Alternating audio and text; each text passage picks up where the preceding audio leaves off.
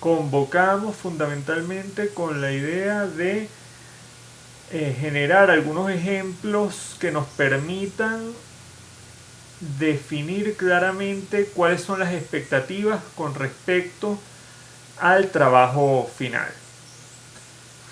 Eh, Quisiera saber si me están escuchando bien, porque yo aquí veo un retraso entre la pantalla y el monitor. Si me están escuchando bien, ¿verdad?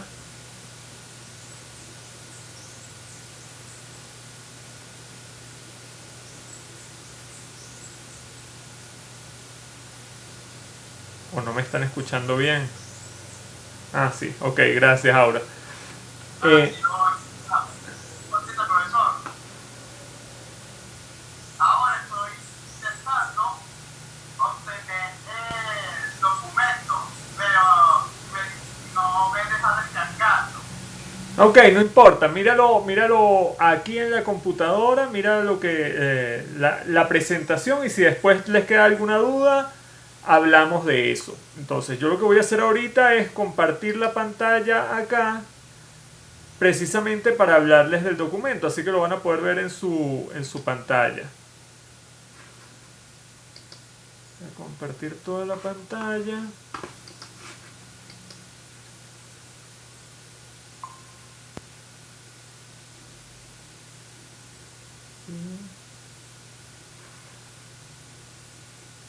Ahí vamos, perfecto. Ok, ya debería, exactamente. Tengo la pantalla compartida y podemos hablar entonces de algunos documentos. El primer documento que yo les envié a todos es este. Bueno, este está en Word, yo se los envié en formato PDF, pero es la guía general para el trabajo final. ¿Qué les decía en esta guía? El trabajo final consta de cuatro partes realmente. Una primera que tiene que ver con su identificación institucional y personal, que es realmente una parte cero, es la identificación que tienen todos los trabajos. Esto puede ser en una hoja aparte o puede ser en el encabezado de la hoja número uno, de la hoja inicial. ¿No? ¿Qué se espera con esa identificación? Bueno, esto es lo que tiene que ver con universidad, facultad. Esto está numerando, pero bueno, universidad, la facultad, escuela, bla, bla, bla, departamento, después su nombre y nombre, cédula de identidad. Yo creo que ustedes han hecho más de un trabajo y saben cómo identificar un trabajo. Y como les decía, esto puede ser en una hoja aparte o en el encabezado de esta primera hoja para el trabajo. Después vendría un título que sería algo así como trabajo final de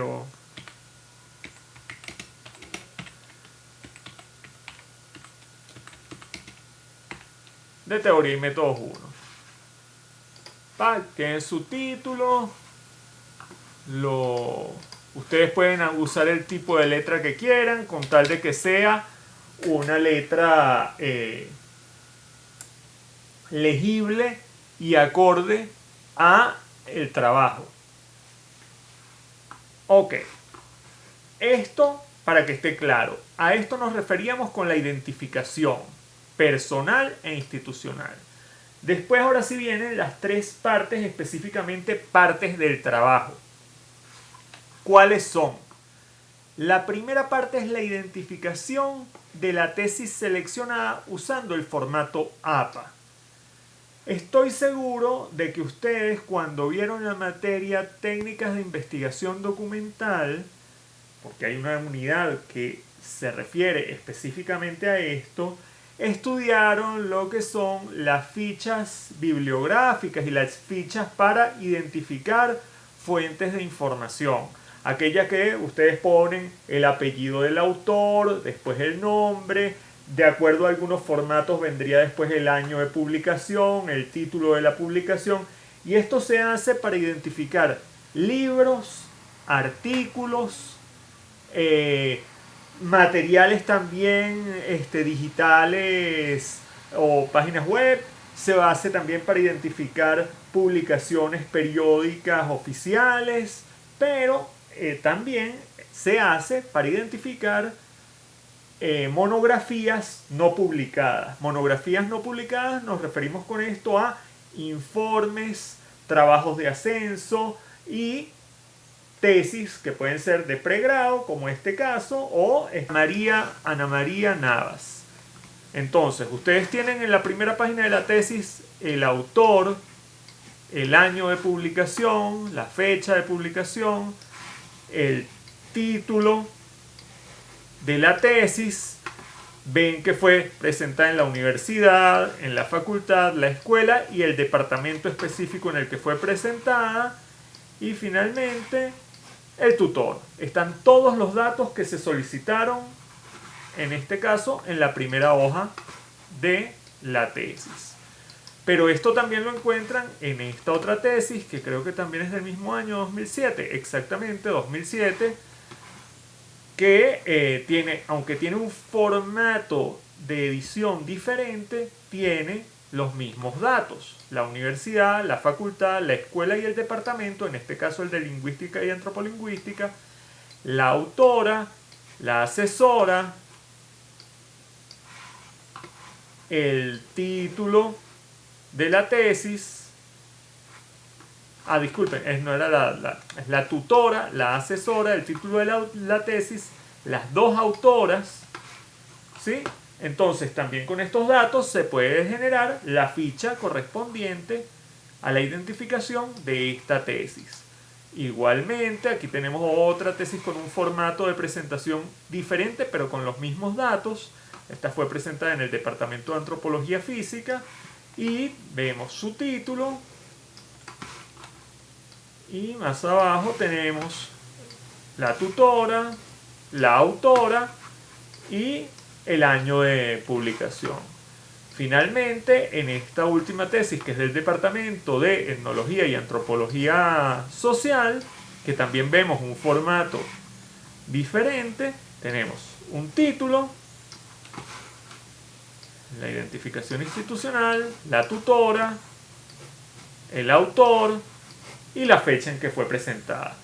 Todas las tesis deben contener mínimamente estos datos, y estos datos les permitirán a ustedes hacer ese primer paso que corresponde a la identificación de la tesis seleccionada.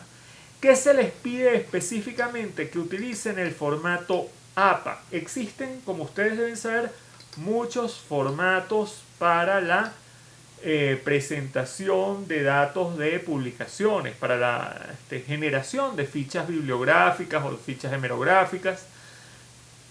Se les pide el formato APA con el objetivo de estandarizar la forma en que ustedes presenten los datos. Pero pudiera ser el formato APA o pudiera ser cualquier otro formato, y cualquier otro formato también debería permitir la presentación de esos datos de manera estándar. Si utilizáramos otro formato, como por ejemplo el formato de la UPEL o el formato Vancouver o Chicago, hay muchos formatos de presentación. Entonces, se les pide en este caso el formato APA, pero si ustedes tuvieran algún problema con el formato APA, pudiéramos buscar otro formato para hacer la presentación, pero en principio debería ser esto. Creo que esta parte es la más sencilla. Si ustedes quisieran buscar cómo, yo no sé cuál es la forma de citar una tesis en el formato APA, seguramente en técnicas de investigación documental les deben haber dado algunas planillas, pero esto es algo que sin ningún problema ustedes pudieran buscar en internet y van a encontrar más de una guía para la presentación de una tesis en formato APA. El apellido del autor, la inicial del primer nombre del autor, el año en que se hizo el trabajo, el título del trabajo. Se identifica que es un trabajo de investigación que pertenece a los fondos mixtos del CONIACYT de Guanajuato, en México. El CONIACYT es el Consejo Nacional de Ciencia y Tecnología mexicano. Es, como en el caso de Venezuela, el FONACYT, que es el Fondo Nacional de Ciencia y Tecnología, y es la entidad que financia, la entidad pública que financia y es rectora del financiamiento de la investigación en el caso del CONIACYT en México, en el caso del FONACYT en Venezuela. Entonces pueden seguir también estos modelos al momento de la presentación de trabajos de investigación. Volvemos a nuestra guía de elaboración del trabajo final. Entonces, esta primera parte es bastante sencilla. No debería haber grandes problemas con esta primera parte.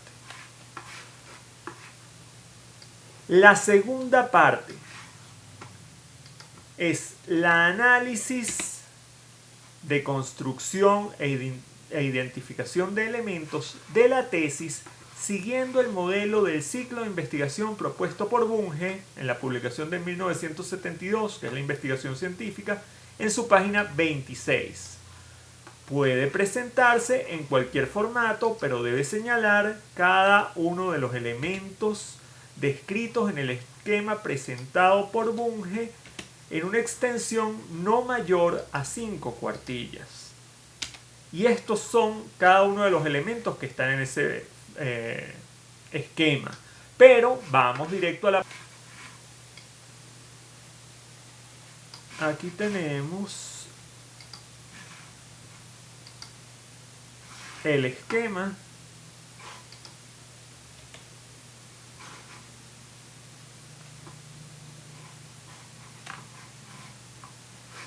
que presenta Bunge. Vamos a ver si logramos que esto se vea un poco mejor. Aquí tenemos el esquema. Él hace una explicación del esquema en el texto, pero yo quisiera que vengamos directamente a la figura esquemática, ya que la figura esquemática, según Bunge, definía lo que debía ser cualquier ciclo de investigación. Es un ciclo de investigación que parte de el supuesto de que existe un cuerpo de conocimientos disponibles. Y ese cuerpo de conocimientos disponibles, hay algo que conocemos del mundo que nos permite plantear un problema. Y el problema es el que va a motorizar la investigación. De ese problema se pueden inferir hipótesis que son posibles respuestas al problema, posibles respuestas a la pregunta de investigación. Y de las hipótesis se pueden inferir también posibles consecuencias contrastables. Es decir, si esta respuesta a la pregunta de investigación, la respuesta A, la hipótesis A, es verdadera, en la realidad empírica o empíricamente yo debería poder ver estas consecuencias contrastables, estas consecuencias que son visibles. Por otro lado, del problema se pueden derivar una serie de técnicas de contrastación que se van a sustentar fundamentalmente en un ciclo continuo de crecimiento permanente. Ahora, esto que yo les digo de manera totalmente abstracta, lo podemos concretar en cada una de las investigaciones que ustedes están revisando, en cada una de las tesis que ustedes revisen. ¿Cómo? Si vamos a las tesis que yo ya les mostré previamente, ustedes podrán ver que en su índice todas tienen una estructura muy similar.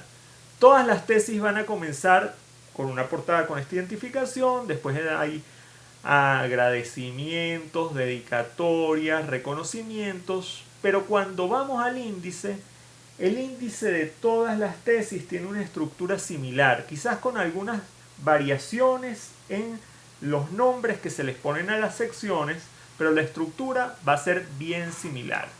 Esta primera tesis que tiene que ver con arqueología de la región capital en la zona de los Altos de Pipe, verán que ustedes que en el primer capítulo habla del proyecto de investigación y esto tiene que ver con la arqueología de la región capital y lo que se sabía para el momento en que la autora de la tesis elaboró este trabajo con respecto a la arqueología de la región capital y sobre todo la arqueología del siglo XIX relacionada con las haciendas cafetaleras.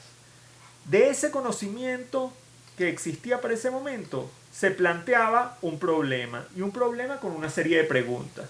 Es decir, hay un conocimiento previo, el conocimiento previo genera unos problemas y esos problemas derivan en objetivos. En muchos casos, acá mismo se plantean posibles soluciones o posibles respuestas que desconocemos a esos problemas. Esas serían las hipótesis. En algunos casos las hipótesis no son explícitas, ¿no? En algunas tesis no van a encontrar, en otras sí, pero en algunas tesis no van a encontrar un enunciado hipótesis, 2 puntos, la hipótesis es tal, sino que se deben buscar en estas secciones, o es posible también que al ser unas tesis descriptivas no planteen de manera explícita ninguna hipótesis. En todo caso, esto correspondería en el esquema de Bunge a esa primera casilla donde se estaba hablando de un cuerpo de conocimientos disponibles y un problema. Posteriormente, hay una perspectiva teórica, un marco teórico que habla de el pasado y de las condiciones de ese conocimiento. Además, un marco metodológico que va a indicar qué es o cuáles son los pasos que va a seguir el autor en esa investigación. Y después, en todas las tesis van a encontrar algo que tiene que ver con la comparación de conjuntos arqueológicos, clases etnográficas y evidencia no documental. En este caso estamos hablando de análisis. Esos datos son interpretados y son interpretados además a la luz de ¿qué? A la luz de las hipótesis que se produjeron. Entonces, a eso correspondería esta estimación de hipótesis, al análisis de la evidencia frente a lo que yo esperaba encontrar. Lo que yo esperaba encontrar versus lo que yo encontré. Entonces, esto permite contrastar evidencia con hipótesis y formular en las conclusiones un nuevo cuerpo de conocimiento. Hicimos esta revisión con esta tesis, que es la de Ana María Navas. Pero si vamos a el índice de esta otra tesis, que es la de Mónica Castillo y Claudia Camacho, vamos a ir a su índice y van a ver que es una estructura muy similar. Hay un planteamiento del problema con unos objetivos generales y específicos. Seguramente el problema no sale de la nada. Se presenta una situación de conocimiento previo para el planteamiento de ese problema y unos objetivos. Después viene un marco teórico que tiene que ver con esa estructura que planteamos con respecto a las técnicas de contrastación y la evidencia,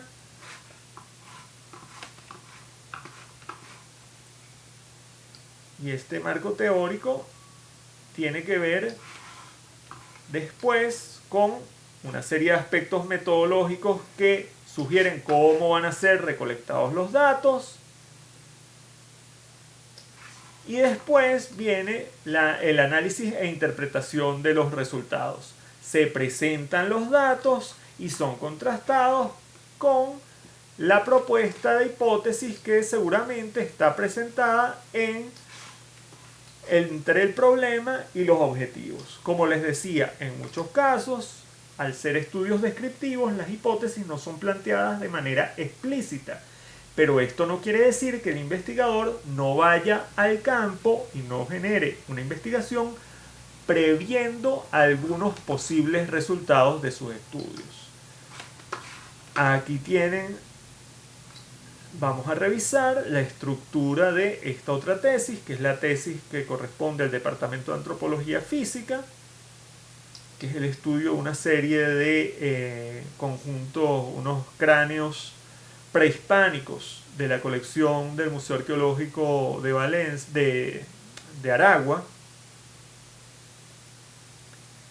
Y aquí nuevamente vamos a ver, hay una introducción y en la introducción seguramente se planteaban los objetivos. Ustedes pueden ver que aquí no hay una sección de objetivos o problemas, pero con seguridad está planteado en la introducción del trabajo. Hay un marco teórico y un marco metodológico que dan los soportes epistemológicos, ontológico y epistemológico para la investigación y unos datos que son, o una evidencia que es analizada. Y de ese análisis se generan unas conclusiones. Y unas conclusiones que con seguridad generan preguntas posteriormente. Esto lo podemos ver igualmente en esta tesis del Departamento de Social, donde en el índice tenemos nuevamente un planteamiento del problema con su formulación, objetivos generales y específicos y la justificación. Como ustedes pueden ver, el formato de esta sección va variando de tesis en tesis, pero el fondo, es decir, la presentación de un conocimiento existente y de un problema y una pregunta de investigación va a estar presente en todas las tesis que ustedes analicen. Después, el aspecto teórico con respecto a la ciudad y los imaginarios femeninos, que es el tema abordado en este caso. Después, los aspectos metodológicos y los datos, la presentación de la evidencia y su análisis a partir, en este caso, de una serie de categorías en las que construye el análisis la autora. Finalmente, un nuevo conocimiento con conclusiones y recomendaciones. Y las recomendaciones seguramente están dirigidas a nuevas preguntas de investigación. Bueno, al ver que todas las tesis tienen una estructura similar, podemos llegar a la conclusión de que aparentemente es posible hacer esto en nuestro trabajo final. Sin embargo, como les decía, mi intención es presentar en esta clase especial, un ejemplo un poquito más desarrollado de cómo haríamos esta presentación. Y para eso, yo les comentaba y les había dicho, vamos a hacer el análisis de mi propia tesis de pregrado. ¿Por qué utilizo mi propia tesis? No porque sea muy buena ni porque yo me enorgullezca de ella, sino porque realmente creo que la manejo mejor que tesis elaboradas por otras personas, ¿no? Entonces, como ustedes pueden ver, esta tesis tiene una estructura muy similar dentro de la libertad que tiene cada una de ellas, muy similar a las otras. hay la identificación institucional desde la universidad, la facultad, la escuela y el departamento, el título de la tesis, el autor. En todas las tesis generalmente van a encontrar este agregado, que es trabajo final presentado para optar por el título de antropólogo, el tutor, Rafael Garzón, y el asesor, Luis Molina. Y la fecha de presentación, en este caso febrero del año 2003. Disculpen. Una página en blanco con respecto al índice. El resumen de la tesis y un índice donde van a ver que hay una estructura también muy similar a las estructuras de las tesis previamente presentadas. El proyecto de investigación, donde yo sí les puedo garantizar, se presenta el problema, el conocimiento previo y el problema, y la pregunta y las posibles hipótesis. Después, cacicazgos y redistribución y patrones de asentamiento como herramienta metodológica son el piso correspondiente a esas nociones ontológicas y epistemológicas que permiten avanzar en la elaboración de la tesis. Finalmente hay también una sección especial donde se describe la metodología específica para el levantamiento de los datos.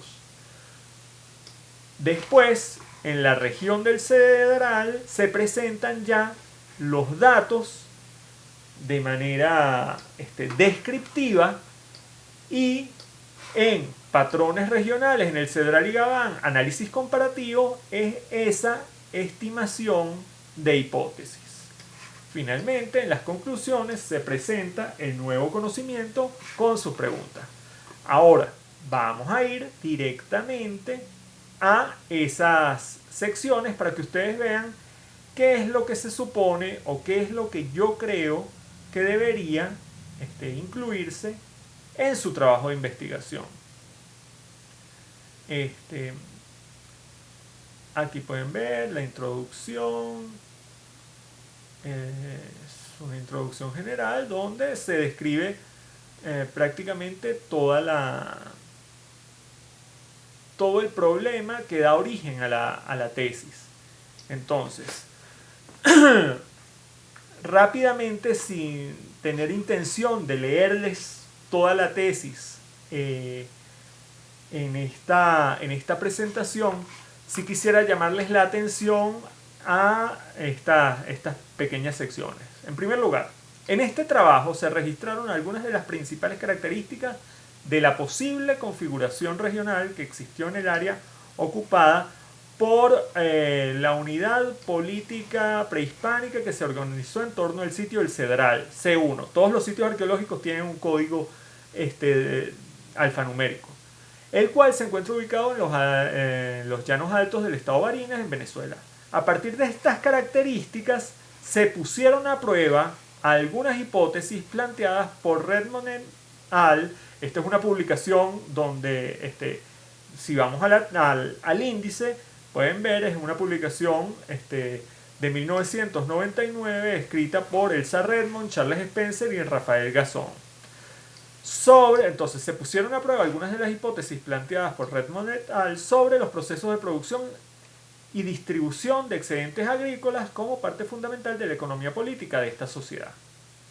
Dichas hipótesis son posteriormente comparadas con las características que otros investigadores han señalado para la unidad política de Gabán, ubicada en la misma zona geográfica, ya que aunque ambas unidades habían sido comparadas en una anterior publicación, esa de Redmond et al., los indicadores que fueron presentados en ese caso para cada una de las unidades políticas pertenecían a escalas de análisis diferentes.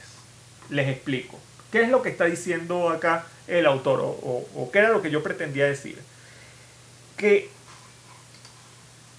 unos años atrás, es decir, en 1999, Elsa Redmond, Charles Spencer y Rafael Garzón, en esta publicación particular, habían ya comparado dos regiones prehispánicas a partir de sus datos arqueológicos, pero esa comparación había sido incompleta porque correspondían a escalas de análisis diferentes. En un caso era toda una región, en el caso de Gabán, pero en el Cedral, el caso que se propone estudiar acá, únicamente se había estudiado un sitio arqueológico muy grande, pero se había estudiado solo el sitio arqueológico de manera individual y no toda la región. Lo que proponía en la tesis era estudiar toda la región para hacer una comparación más efectiva. Esa comparación entonces se planteaba que, bueno, que estaba dentro de un proyecto de investigación particular y que la idea era, acá pueden ver en un mapa dónde estaba la región de Gabán y dónde estaba la región de Cedral. Se presentan algunos aspectos teóricos generales y en este esquema se describe más o menos lo que decían o lo que dice esa publicación de 1999. ¿Y qué decía? En principio que cada una de las unidades políticas tenía un sistema de distribución de excedentes agrícolas diferente. En el caso de Gabán, las aldeas o los centros poblados pequeños producían excedentes agrícolas que llevaban a la capital regional y desde esa capital regional eran redistribuidos nuevamente hacia las pequeñas aldeas. O sea, las aldeas que rodeaban la capital regional producían excedentes agrícolas, esos excedentes eran llevados a la capital regional y desde esa capital regional, donde estaban las figuras con mayor prestigio y con poder dentro del cacicazgo, redistribuían esos excedentes. En cambio, en el caso del Cedral, aparentemente los excedentes eran producidos en la capital y desde ahí directamente distribuidos entre las aldeas de menor jerarquía. Esa era el planteamiento hipotético de la publicación de 1999. Sin embargo, como les venía diciendo, si bien en el caso del Cedral, de Gabán, se había analizado toda la unidad política que suponía tanto la capital regional como los centros de menor jerarquía, en el caso del Cedral únicamente se había estudiado la capital regional. Entonces era necesario ampliar ese mapa para poder ver que realmente tenían o podíamos inferir de ellos dinámicas de distribución diferentes.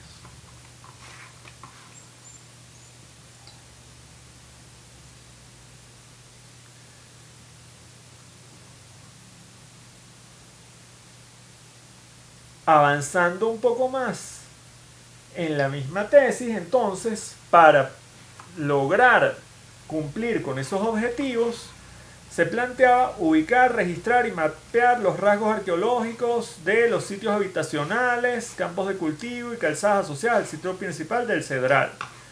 Determinar posibles asociaciones entre los diferentes rasgos arqueológicos del área estudiada a partir del cálculo de áreas de captación, productividad agrícola, distribución de fuerza de trabajo y análisis de la red de calzadas y comparar las características de los patrones de asentamiento a nivel regional de las redes de calzadas entre el Cedral y Gabán.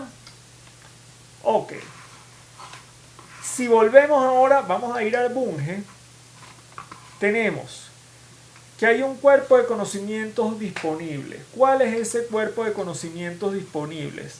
El cuerpo de conocimientos disponibles es ya todo un trabajo previo realizado por otros investigadores con respecto a las sociedades prehispánicas que habitaron los llanos occidentales de Venezuela y su organización social a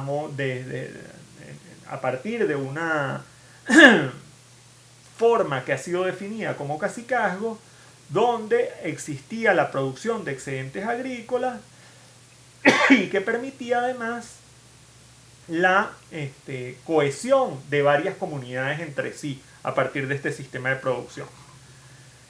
Además, un conocimiento previo era que aparentemente diferentes unidades políticas se habían organizado de manera también diferente.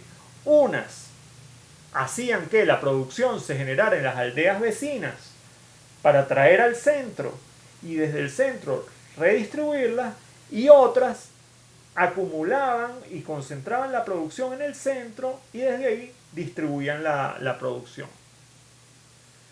¿Cuál era el problema? ¿Dónde estaba el problema? En que para decir esta cosa de que eran diferentes las unidades políticas o la forma de organización de la producción y distribución agrícola en las unidades políticas, las escalas de análisis eran diferentes. Entonces se presentaba la necesidad de comparar bajo las mismas escalas de análisis. Si fueran diferentes, entonces esos patrones a nivel regional van a ser diferentes. Si no fueran diferentes, entonces esos patrones a nivel regional van a ser iguales. Pero eso no lo sabemos, eso es lo que esperaríamos de las hipótesis. Ahora, vamos a las técnicas de contrastación. ¿Cuáles son esas técnicas de contrastación? Lo que se pretende a partir del análisis de los patrones de asentamiento. Vuelvo a la tesis entonces.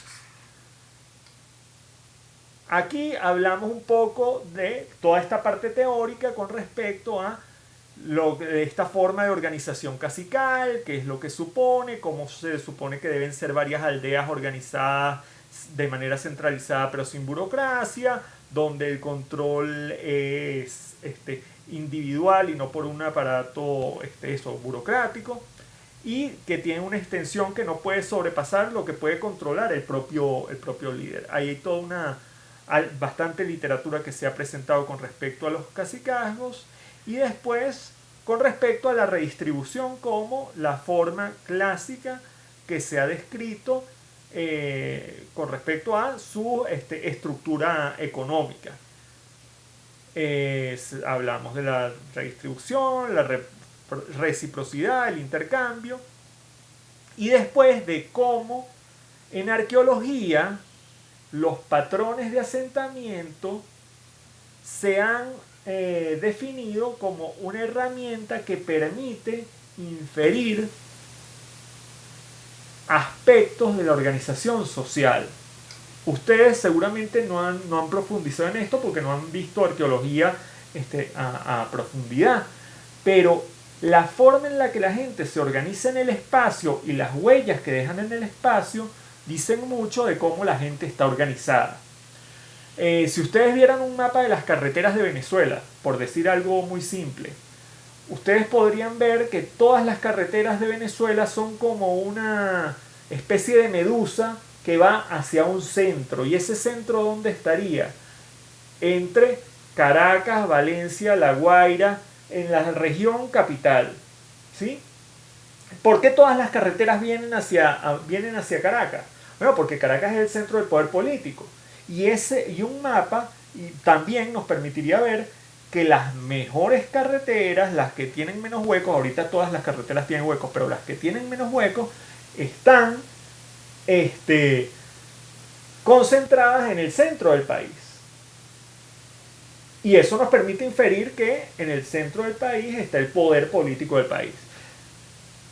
Con respecto a otro tipo de sociedades, también la organización espacial nos dice mucho de la forma en que están organizadas, o la forma en la que se organizaban, sobre todo la organización espacial a nivel regional, pero también a nivel local o a nivel doméstico. Pero entonces, en este caso era a nivel regional.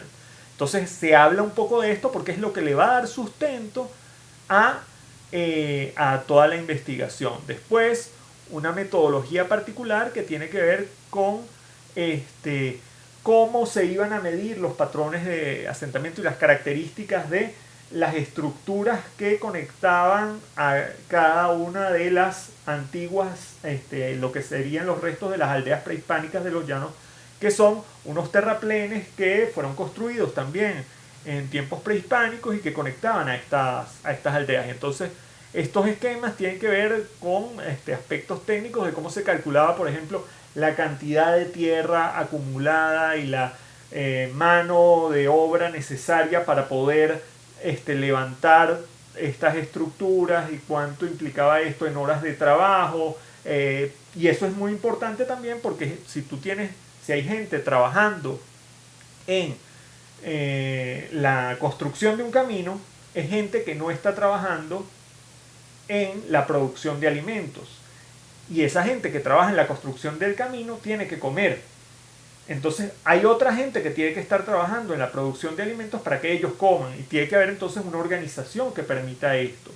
Entonces, bueno, estos son aspectos técnicos con respecto a, como les decía, es cómo se levantaron los datos. Y ya específicamente en el capítulo 5 van los datos que tienen que ver con la descripción de toda esa región arqueológica a partir del trabajo que se hizo en campo, registrando, haciendo los mapas de distribución de estos sitios, midiendo todas estas estructuras que conectaban a cada una de estas antiguas aldeas. Y bueno, aquí no vamos a describir mucho esto, pero tiene que ver con el ambiente del llano, las características ambientales del llano. Esto tiene que ver con las regiones y cuál es su distribución y cómo los diferentes sitios arqueológicos estaban interconectados. Y aquí ustedes pueden ver, grosso modo, lo que era la estructura de esa región. Y aquí vemos tres cosas, básicamente, tres rasgos arqueológicos. Lo que está en rojo son antiguos asentamientos de habitación. La escala la pueden ver acá. Estos serían 10 kilómetros. Aproximadamente desde este sitio C11 hasta este sitio C1 hay 10 kilómetros y hasta este sitio C10 desde C1 también hay 10 kilómetros. Tenemos entonces unos sitios muy grandes que son C1, C11 y C10 y unos pequeños sitios C2, C3, C4, C5 que son pequeñas aldeas. C1 es un sitio grandísimo, son 150 hectáreas. Imagínense un poblado, o los restos de un poblado prehispánico de 150 hectáreas. C11, si no recuerdo mal, son cerca de 35, 40 hectáreas. Y C10, no recuerdo los datos, están acá, pero es también un sitio bastante grande. Son sitios de más de 10 hectáreas todos. Esto que está acá en un color mostaza son antiguos campos de cultivo. ¿Cómo sabemos que eran campos de cultivo? Porque esta gente modificaba el espacio, los pisos del llano para mejorar la productividad y evitar que se secara la tierra y generar una mayor productividad agrícola. Ahí aún hoy en día están las huellas de las modificaciones que se hicieron, que son semejantes a diques y en algunos sitios el piso está trabajado o modificado a partir de la agregación de pequeños restos de cerámica o de pequeñas piedras que le permiten una mejora. Uno de estos sitios, como les digo, es el mapa del sitio C1, el sitio central. Y estas son algunas fotos de esos sitios donde pueden ver también algunas de las estructuras. Esta, por ejemplo, es un montículo de tierra. Esto tiene como 17 metros de alto y es un montículo de tierra artificial. Suena pretencioso, pero son similares a las estructuras de tipo piramidal que ustedes encuentran en diferentes lugares de América, solo que en este caso son elaboradas en tierra y obviamente la tierra se ha venido erosionando y se han han perdido la forma que en algunos casos era escalonada. Bueno, hay una descripción de los diferentes sitios. Este es el sitio C10. Hay la descripción y aquí pueden ver las huellas de los campos de cultivo, cómo eran. Y más abajo los otros campos de cultivo y cada una de las calzadas. Aquí están, las calzadas son los terraplenes a los que yo les hago referencia, que ustedes pueden ver la foto.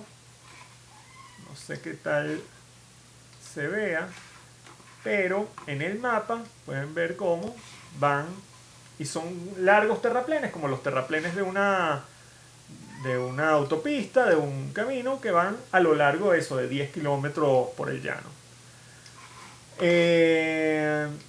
Después de describir todas esas características, y me voy alargando mucho en esta descripción de cada una de las calzadas y hasta dónde iban, y sus características del tamaño y cómo van variando en el tiempo. Aquí también ven una calzada que está cortada por una maquinaria, pueden ver cómo son las calzadas. Esto es 1 metro de altura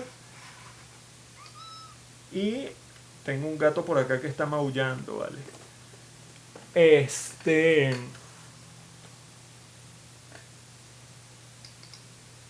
A ver.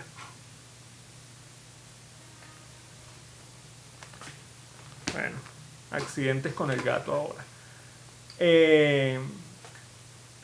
Aquí entonces se analiza a partir de la distancia de cada uno de los sitios cuál era la posible área de lo que llaman áreas de captación, el área de trabajo inmediato o agrícola para cada uno de esos sitios, la productividad posible, y se van haciendo diferentes tipos de cálculos. En todo caso, después de todos estos cálculos y revisar las áreas de captación, se comparan las regiones, ya ahora sí específicamente al mismo nivel, del Cedral y el Gabán, para ver si la distribución de sitios de producción, sitios habitacionales o sitios de vivienda o espacios de producción agrícola era similar o no, y esto nos diría si la forma de organización de la producción agrícola era la misma o era diferente.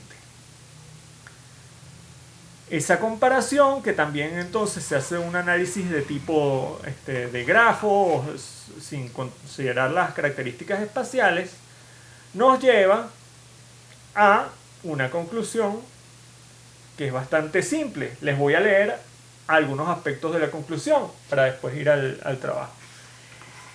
En este trabajo se han inferido toda una serie de rasgos de la organización social y la economía política de las sociedades prehispánicas que habitaron los llanos altos de Barinas a partir de los datos obtenidos de las características de los patrones de distribución espacial observados a un nivel regional. Siguiendo los intentos previos por considerar las trayectorias y desarrollo de las principales sociedades descritas en la zona, en una escala macro-regional hemos intentado complementar los datos que sustentan los planteamientos que sugieren que las sociedades de Gabán y el Cedral, aunque similares, podían haber presentado estrategias políticas diferentes.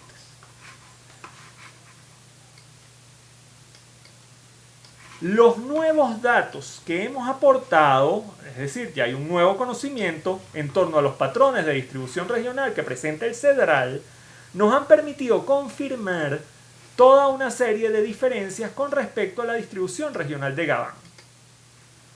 Estas diferencias, basadas en la presencia de una red de calzadas mayor, sitios habitacionales de primer y segundo orden de mayor tamaño, la posible presencia de un menor número de sitios habitacionales de tercer orden, una mayor extensión de campos de cultivo y la asociación directa de estos al centro principal, aunados a las características de la red de calzada, las cuales sugieren que en el caso del Cedral existió cierto énfasis específico en el control de los campos de cultivo por parte de la capital región política y agrícola en las sociedades prehispánicas de los llanos occidentales.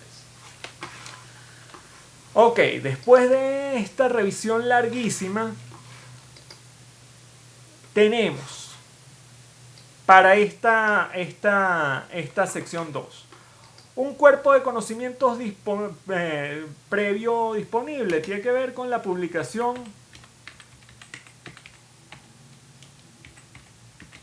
de 1999. Y lo que dice esa publicación.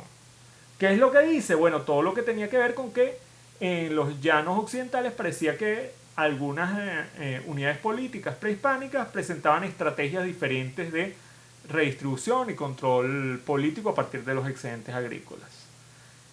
¿Cuál era el problema? El problema es que esa conclusión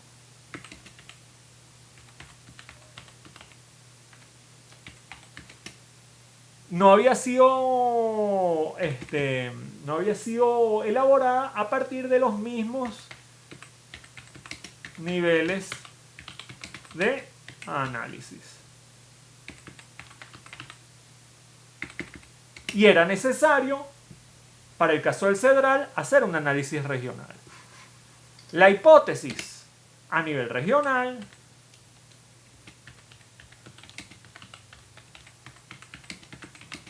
las unidades políticas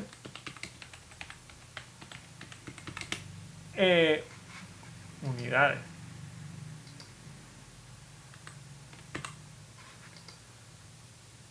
estaban organizadas de diferentes formas y entonces esa organización diferente sugería estrategias diferentes. Si eso era verdad, entonces los patrones de asentamientos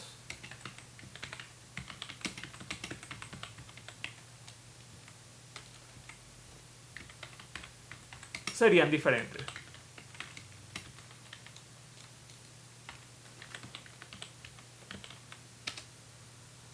Si no fuera verdad, asentamiento.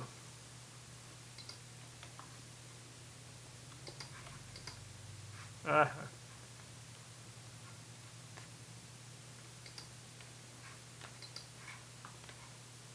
Si no fuera verdad, serían similares. Técnica de contrastación. Lo que se hizo a nivel del levantamiento en campo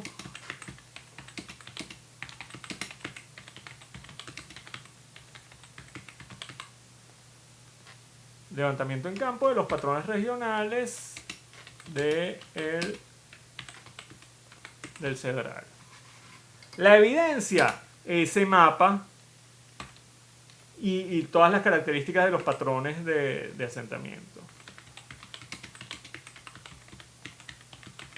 Cuando yo hablo de patrones de asentamiento, por si acaso no les queda claro el término, me refiero a la forma en la que están distribuidos los rasgos arqueológicos distintivos en el espacio. Obviamente, ¿quién define esos rasgos arqueológicos? El investigador. En este caso, se definieron 3 rasgos como significativos: los sitios habitacionales, los campos de producción agrícola, los campos de cultivo y las calzadas que conectaban campos de cultivo y sitios habitacionales. Finalmente, la estimación de hipótesis que correspondía a esa comparación resultó en diferente a nivel entre el y Gabán. Había diferencias a nivel regional entre el Cedral y Gabán. Y los nuevos conocimientos, bueno, si vamos a las hipótesis, entonces existen estas diferencias.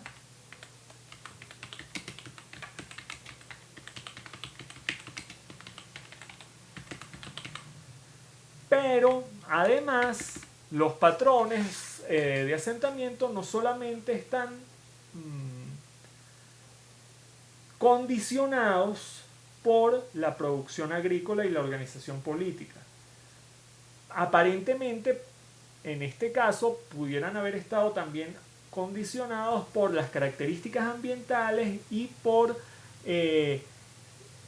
la atribución de significados de tipo simbólico, mágico, religioso a algunos accidentes geográficos. Entonces, no podemos solo interpretar los patrones regionales a partir de los aspectos de producción agrícola y organización política, sino de manera más amplia. ¿Cuál es la pregunta? Bueno, ¿cómo influyen estos otros aspectos en esos patrones regionales? Y eso no lo sabemos. Y aún hoy, 20 años después, eso no se ha hecho. Es una investigación que queda pendiente para quien tenga chance de ir a los llanos a hacer arqueología allá. En todo caso, esta segunda parte, como pudieron ver, se puede resolver en todas las tesis. En esta tesis específica la resolvemos de esta forma. Pero en las otras tesis, de acuerdo a su estructura, pudieron ver que cuentan con los mismos elementos. Lo que es importante es leer la tesis, comprenderla, para poder vaciar estos datos. Ok. La tercera parte del trabajo. La tercera parte del trabajo es una reflexión personal a partir de los elementos que se evidencian en la lectura y análisis de la tesis, de esa tesis específica que estén revisando, sobre el tipo de conocimiento generado por la tesis en particular. Además, si el conocimiento antropológico debería ser conocimiento científico o no. Esta es una reflexión libre que no debe superar las 5 cuartillas de extensión. ¿A qué me refiero con esto? Si ustedes siguieron mi descripción de la tesis, de mi propia tesis que acabo de hacer, más o menos parece una investigación bastante científica, con una perspectiva científica clásica, empírico-analítica, donde hay unos datos que son observables de manera objetiva, es posible describirlos de manera clara, es posible corroborar que estén ahí y los datos siempre van a significar lo mismo, y entonces se establece una metodología sistemática para levantar esos datos y analizarlos. Muy bien. En tesis de antropología social, es mucho más claro ver que, bueno, aunque haya unas metodologías más o menos sistemáticas y rígidas, la interacción entre los hombres, nosotros antropólogos, y nuestros sujetos de estudio, que son tan sujetos como nosotros somos sujetos,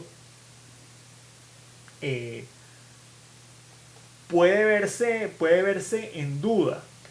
Pero en esta tesis, igualmente, y vuelvo aquí a mi tesis, con el permiso de ustedes, hay 2 secciones bien particulares que no van a encontrar en muchas tesis. Voy al índice para que las vean. ¿Cuáles son? Este prefacio y también después un postfacio. Prefacio, que supone algo antes de la tesis, y un postfacio, algo después de la tesis.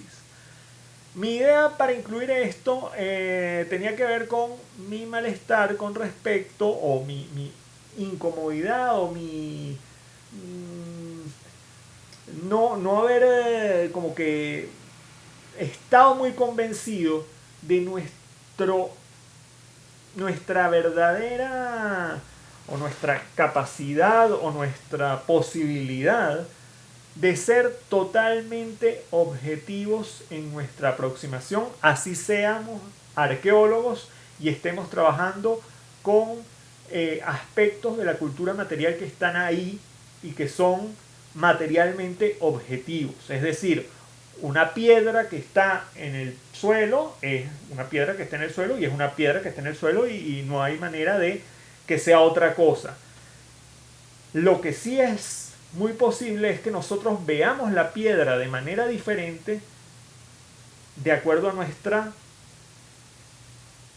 situación, de acuerdo a nuestro contexto, que no es solamente un contexto ambiental y temporal, sino también un contexto psíquico, intelectual. En el prefacio, si ustedes lo leen, no se los voy a leer, pero es una descripción de la estadía en el campo o las diferentes estadías en el campo. Empieza a aproximarte a esto de una manera, entre comillas, objetiva. Vas a aproximarte a este problema de una manera totalmente subjetiva. Aunque mantengas unos parámetros de objetividad. Y en el llano, bueno, aquí en el prefacio se narran toda una serie de aspectos que tienen que ver con la dinámica del campo, desde, bueno, eso, estar pasando por cercas donde hay un toro y tienes que meterte en un corral donde la única manera, el punto donde tienes que medir está lleno de monte, y bueno, hay que cortar el monte o no lo cortas o cómo haces y tienes un tiempo limitado y hay calor, hay muchas cosas que son interesantes y eso ocurre en todos los trabajos de campo a todo el mundo. Entonces vale la pena yo creo que ver esta sección porque también sin falsar la realidad nos da cuenta de cómo esa objetividad cientificista también la tenemos que poner un poco en duda. Y después hay un postfacio, me voy al postfacio, que ya es la última temporada de campo, casi teniendo lista la tesis, donde también hay algunos de esos aspectos señalados, pero también en un contexto bien particular. Yo no sé, ustedes, claro, ustedes son chamos, ¿no? Pero precisamente esta última temporada de campo y cuando se presentó mi tesis, fue el momento en que hubo el paro petrolero de finales del año 2002 y principios del año 2003. Entonces el paro petrolero y que se acabara la gasolina en ese contexto fue bien traumático en el país y a nosotros nos agarró eso en Barinas. Entonces era pensar un poco también, ajá, estamos haciendo arqueología, estamos estudiando las sociedades prehispánicas en Venezuela y tal, y realmente en el país hay todo un problema o toda una situación que es como que más trascendente que esto o no. Pero en todo caso, ¿cuál es el objetivo? ¿Qué es lo que... ¿Para qué estamos haciendo arqueología en un país donde pasan estas cosas? Y era un poco eso. Yo que estaba próximamente me iba a graduar de antropólogo reflexionando sobre lo que iba a hacer. Y es interesante porque también es eso, ¿para qué hacemos investigación? ¿Qué es lo que estamos investigando? Y más allá de porque nos guste, ¿qué sentido cobra esto en nuestra realidad más amplia? Yo creo que eso es importante en el contexto de esta pregunta. Entonces, reflexión personal sobre el tipo de conocimiento generado, ¿sí? En qué contexto y si realmente es un conocimiento científico y el conocimiento científico de la antropología. Porque somos finalmente sujetos, somos sujetos interactuando y generando conocimientos para ser usados por sujetos que van a seguir interactuando. No sé, yo quisiera leerlos y por eso, eso es, como dice la sección, una reflexión muy personal. No va a haber reflexiones buenas o reflexiones malas. La idea es que ustedes puedan desarrollar a partir de las lecturas que hemos hecho y el análisis de esa tesis una discusión. Entonces, habiendo ya hablado de esta de YouTube, y no sé si Aura o Denis tengan alguna pregunta, si lograron seguirme durante todo esto, o más bien dejamos la grabación hasta acá y cualquier duda que tengan la podemos hacer por el chat de Telegram ahora o en el transcurso de las próximas semanas. La entrega del trabajo final en este caso quedamos para el 21 de noviembre de 21 de noviembre. Ya no estoy seguro. Bueno, revisamos en el chat de Telegram en que estamos. Les pregunto, Aura, Denis, ¿tienen alguna pregunta o lo dejamos así por ahora y ya cierro la Tengo grabación? una duda. Dígame, Denis. La información, o sea, el punto 2 que sería la parte del desarrollo, Ajá. la información conformaría cuántas cuartillas. Ahí dice máximo 5. Pero eso yo creo que se puede reducir dependiendo de la tesis a 2 cuartillas. Ok, era lo que quería saber, porque pensé que tenía que poner bastante información y mucho empeño, pero considerando la cantidad de cuartillas que está sugiriendo, como que es más sencillo de lo que dice. Claro, pero es como les dije aquí en esta descripción. Simplemente acá este es el problema. Pac, estos son los datos, estas son las hipótesis, esto fue lo que se concluyó. No, Ya, así sencillo, no ajá, es tan complicado, porque era lo que quería saber. Ah, ah, era lo que quería saber. Ahora tengo más seguridad para armar este trabajo, chévere. ya que